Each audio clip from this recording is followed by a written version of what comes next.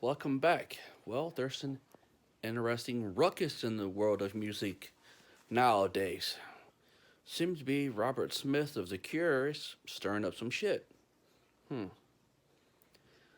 Well, I would say he's doing it to drum up business for his music, just to make him more money. But I've noticed that he sold all his rights and everything for $500 million. So he no longer has a fight in the game. So, what better way than to stir up more shit when you can? So, we'll talk about what he's talking about and how it's been affecting us for a lot longer than most of you have realized. It's called dynamic pricing. I remember when it first came out like it was yesterday because it was the music industry and Ticketmaster's way of screwing the fan and them not knowing it because it's a big long word and phrase and they figured you was too stupid to understand it. So they explained it in kind of stupid terms to where most people didn't really pay attention to it. And it kind of went under the radar for a really long time.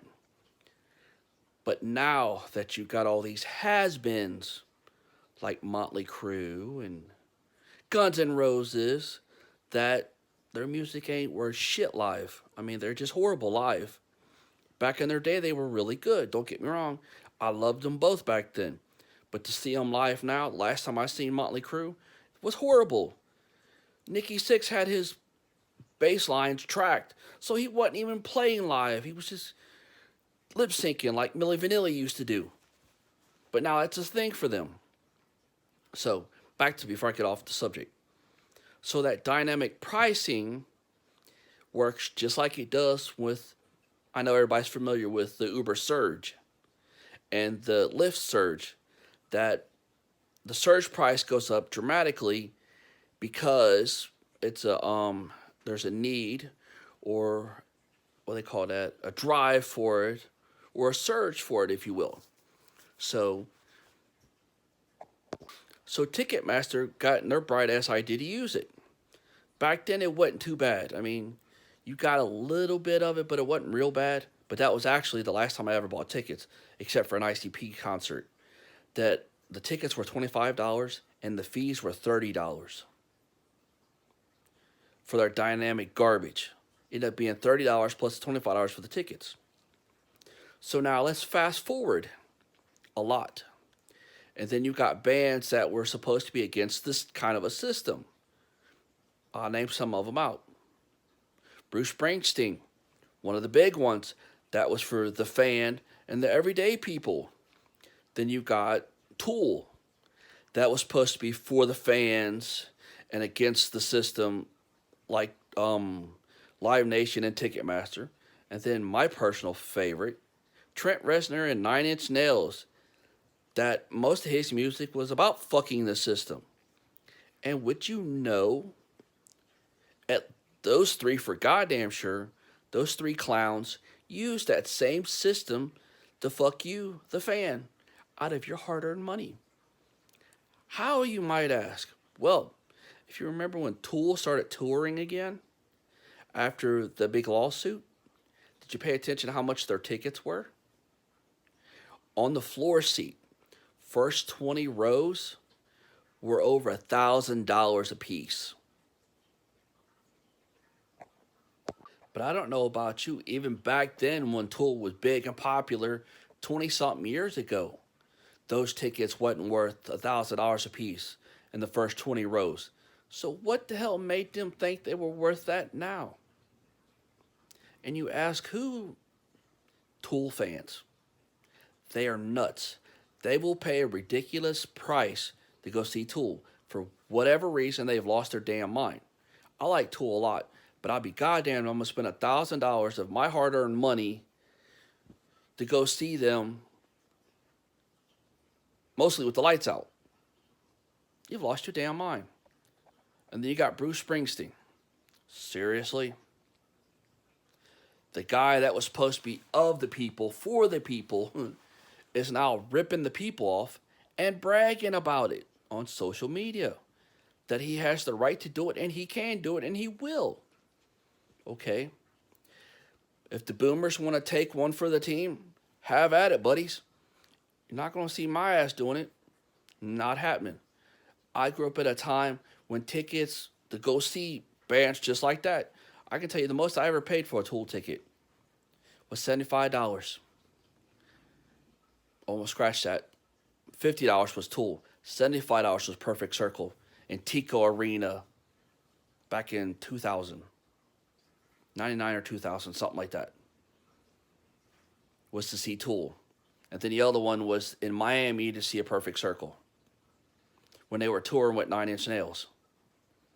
So actually, yeah, I paid $75 for both tickets to see Nine Inch Nails and Perfect Circle that night. And you guys think you're worth $1,000 a seat in the first 20 rows? You've lost your goddamn mind. But idiots like the boomers are paying it for Bruce Springsteen. You've lost your damn mind there.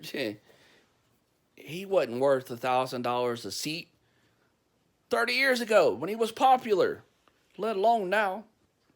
But we'll go back up, and I want to get to my personal favorite.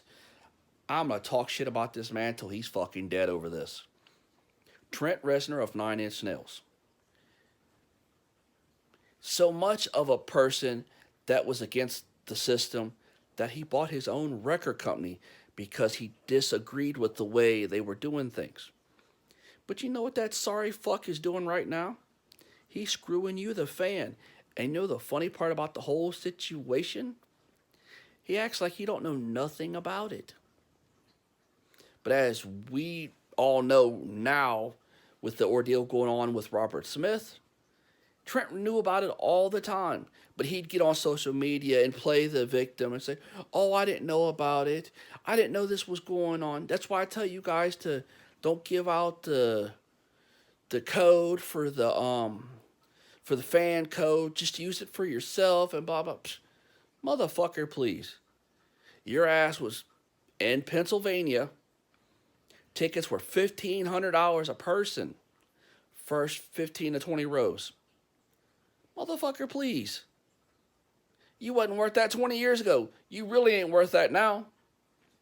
I mean, you still kind of good and all, but not $1,500 a seat, man. You better go on somewhere with that bullshit. I mean, that kind of shit right there aggravates the fuck out of me. Because three of the bands I really like.